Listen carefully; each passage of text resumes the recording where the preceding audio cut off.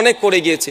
যে টোটাল ভারতবর্ষে 8 লক্ষ একর মতো ওয়াকফ প্রপার্টি আছে, তার 50% ওয়াকফ বাই ইউজার।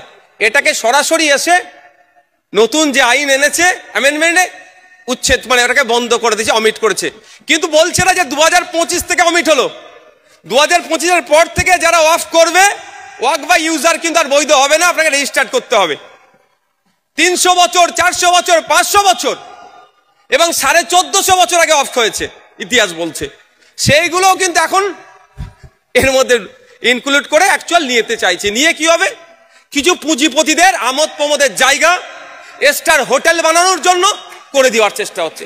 আজকে ওয়াকফের অবধি পড়েছে চোখ, কালকে খ্রিস্টানদের সম্পত্তির উপরে নজর পড়তে পারে, তারপরের দিনে শিখ ভাইদের গুরুদুয়ারা রিলিজিয়াস এন্ডোমেন্ট যেগুলো আছে তার উপরে নজর পড়তে পারে, পার্সি ভাইদের সম্পত্তির উপরে নজর পড়তে পারে। পরে তো সবার শেষে আসবে কি, এখানে যেহেতু সংখ্যাগরিষ্ঠ আমাদের হিন্দু ভাই, দেবত্ব সম্পত্তির উপরে। এরা জমি হাঙর, এদের নজরে এটা পড়েছে। তাই লড়াই আমাদের জমিকে বাঁচানোর লড়াই, যেমন প্রত্যেকটা মানুষের রাইটকে বাঁচানোর। শহীদ হয়েছে ওই 26 জনের মধ্যে সেও একজন, আদিল, তাকেও আমরা আজকে সম্মান জানাচ্ছি।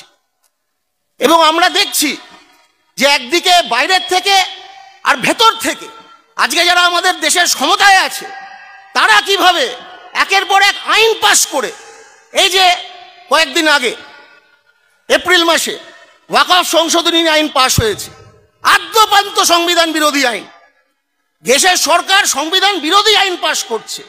আজকে সুপ্রিম কোর্টের প্রধান বিচারপতি প্রথম দিন শুনেই স্থগিতাদেশ দিতে উদ্যত হয়েছেন এবং ডিফ্যাক্টো স্থগিতাদেশ দিয়েছেন। ওটা এখনো স্থগিতাদেশই হয়ে আছে। বোঝাই যাচ্ছে এটা প্রাইমা ফেসি এক্স ফেসি আনকনস্টিটিউশনাল। এইরকম আইন একের পর এক 370 ধারা রদ করা। কি হয়েছে? সন্ত্রাসবাদ চলে গেছে কাশ্মীর থেকে।